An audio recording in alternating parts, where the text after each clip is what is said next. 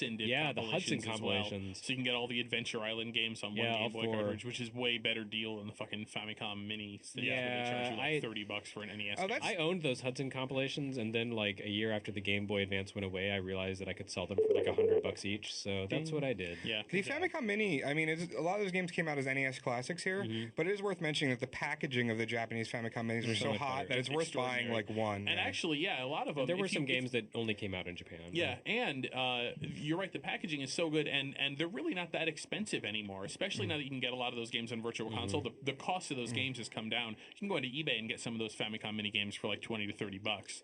Only get that to like collect them though. Don't get that as your playing experience for any of them. But if you buy one of them, you should check out the packaging. Because it is really cool. They come in little tiny boxes that are perfect replicas. If you're really serious about it, in Japan they released like a special collector's box for the mini games, and that'll run you some money up. Yeah, but if you're really serious about having an awesome import collection, that is like the centerpiece of any collection. It's a really super nice retro, package. like love fest. Yeah. Yep.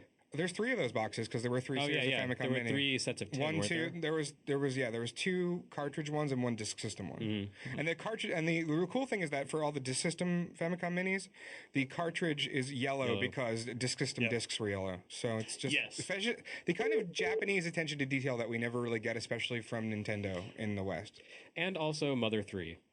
Oh yeah. But boy, we should just have our buy own the show game, about that. Yeah. buy the game, and then download the ROM and patch it to play in English, and that way you can feel good about piracy because it's not a good game. really and you need to play piracy at that point. But if you find a new copy of Mother 3 to buy like where the time money still shipping. goes to Nintendo, like that's going to be an achievement in and of itself. I think you might as well just download the ROM. Except don't do it because it's evil. Yeah, we think it's bad, so be good. All right, thank you, caller.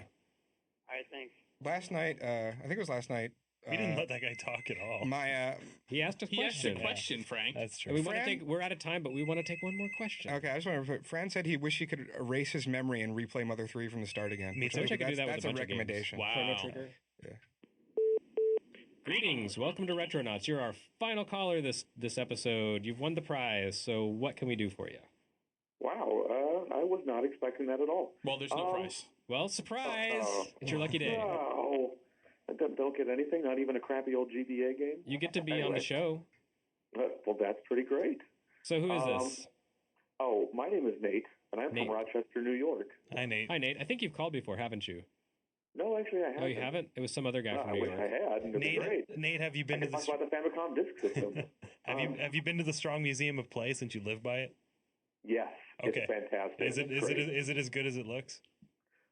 Well, actually, no, I haven't been to there recently, but I did go when they had Videotopia there, and that was pretty sweet. We went all the time. I also have a really serious question.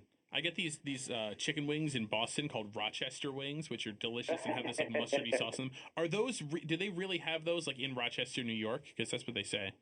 Well, actually, it's more like a Buffalo thing. Okay. But Rochester and Buffalo are kind of like sister cities. You know what I mean? Yeah. I see. So like Minneapolis and St. Paul, but further east. Okay. All right. Well, thanks for calling. No, okay.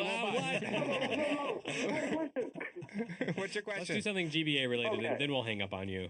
All right. Well, anyway, I have one real one and one backup, just in case. Okay. So here's the real one.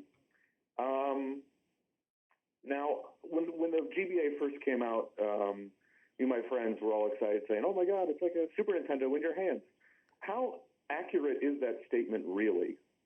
Are you talking about in terms of hardware? Yeah, like in terms of the chip. Because graphics, the GBA and the Super NES really didn't have that much in common at all. I mean, the GBA ran on an ARM chip, which is, like part of that microprocessor family that's designed specifically for portable devices. It didn't have the really amazing Sony DSP sound chip. No, it sure didn't. Yeah, it definitely didn't. Go play Final Fantasy VI Advance and cry a little bit. As far as I know, it didn't really have the extensibility of the Super NES with the special chips like the add-on FX2 chips and stuff like that. But the GBA in a lot of ways was more powerful than the Super NES. It had a much faster processor. It could handle some rudimentary 3D without any kind of add-on chips.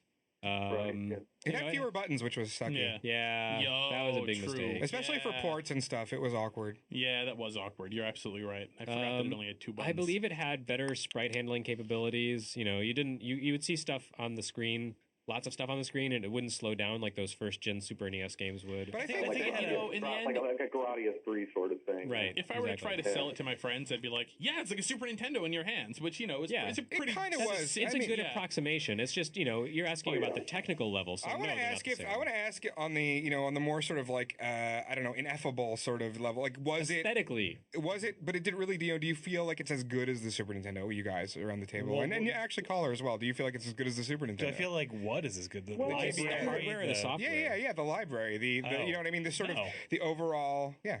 No. No, most of the games were from the Super Nintendo, but worse. That's why it felt so much like the Super NES. Yeah, Yoshi's Island with really bad Note 7. I would say that would actually lead into my backup question really, really well. But since I'm the last caller and ask your backup. Go ahead. What the hell? We're feeling generous. You're feeling generous? Well, hot dang. I was going to ask. It seems to me that there's a wealth of good games on the GBA, but most of those good games are ports essentially. Not